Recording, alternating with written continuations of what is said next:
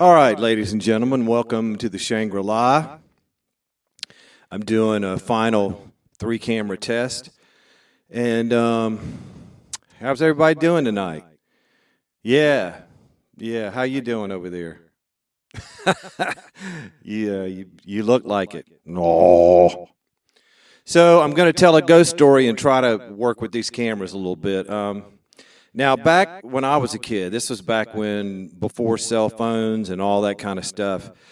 And in Jackson County, roads were long and they weren't kept very well, a lot of dirt roads. And you could get out there at night and you couldn't tell where you were. And there wasn't all this population there is now. So when I was a kid, there was this family who had gone to the Swamp Guinea to eat, which is a restaurant. And then when they were coming home late at night, it's raining, cold, and it's just pouring down, and they're driving, and they're on this road. And they get lost, so they don't know where they are. Well, about that time, the car conks out, which happens all the time.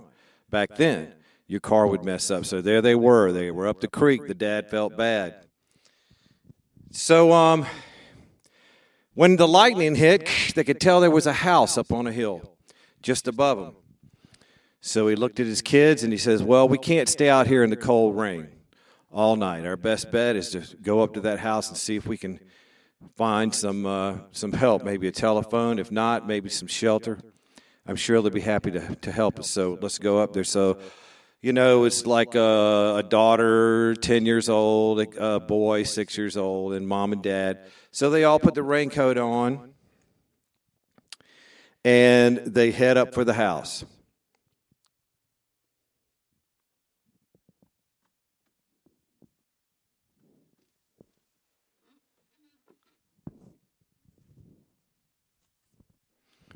When they get up to the house, there was no lights on. They look around. They're looking in the windows. They can't really tell what's going on. Luckily, Dad had a flashlight, and so they knock on the door. Nobody answers. Knock, knock, knock. Nobody answers. So he says it's unlocked, and the little boy says it's cold out here. He said, okay, let's go in and we can just sleep here at night. When it gets light, I'll go find some help.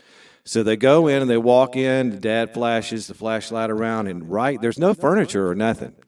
Then when he puts the flashlight in the living room floor in the middle, there's this gigantic coffin. Well, not gigantic, but it's a normal coffin. It's made of really nice wood, just sitting right in the middle of the floor. Nothing else. So they just kind of look at it, look at the rain outside, look at it, and they're thinking.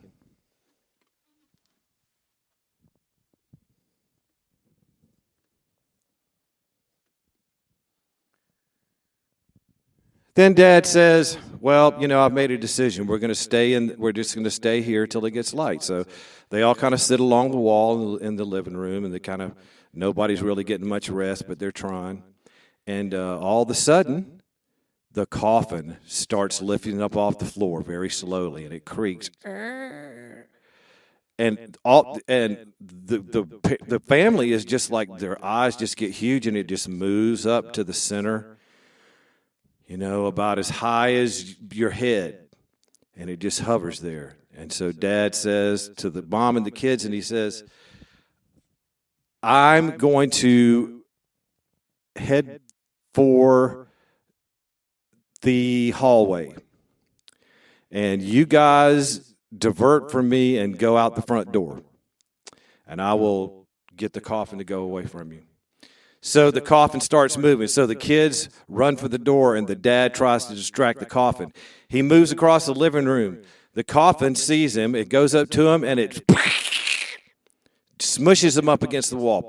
Just flat, his head explodes, and guts everywhere. So the wife and the kids are shaking on the door. It's locked. It's locked. They can't do anything. There they are, trapped. The coffin's creeping up on them. Yes, you can take your child out if it's scaring them. Yeah, sure, I'll hang on a second.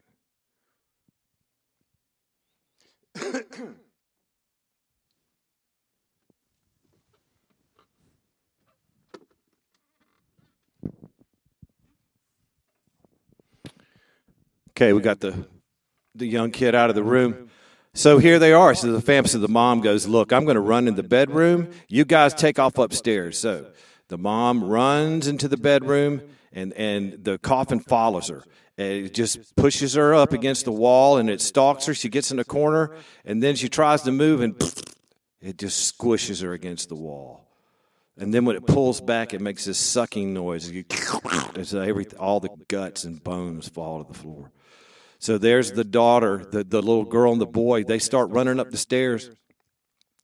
She says, go ahead, go ahead. The little boy goes ahead. He's running up the stairs. She's behind him trying to push him. Here comes the coffin up the stairs. So they're running up the stairs, coffin right behind him, hits the girl right in the back, pushes her into the stairs, smushes her.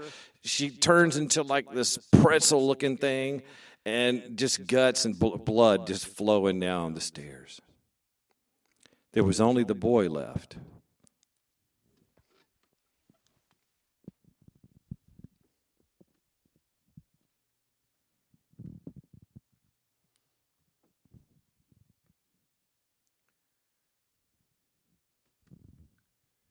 But this was a pretty smart little boy. So he goes into one of the bedrooms. Here comes the coffin. It's right behind him. The coffin's just coming right behind him. He runs into a bedroom. Coffin squeezes in the door right behind him. He stops. The coffin stops. He looks at it. He dashes towards a closet. Closet's locked. He runs into a corner. He can't get out. Here comes the coffin. This time it's being slow.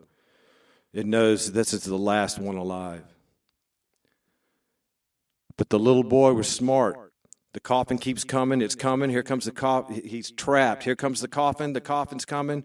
So the little boy, at the last minute in desperation, reaches into his pocket, pulls out a cough drop, and stops the coffin.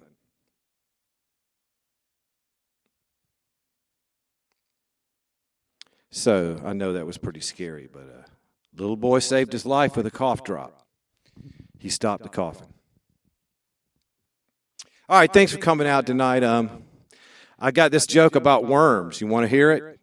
You do? Well, you can't. I can't tell it because it's about worms and it's a dirty joke. Okay, thanks for coming to the Shangri-La tonight, and peace out, brother. I hope this worked. I really do. I think I'm getting closer. We shall see.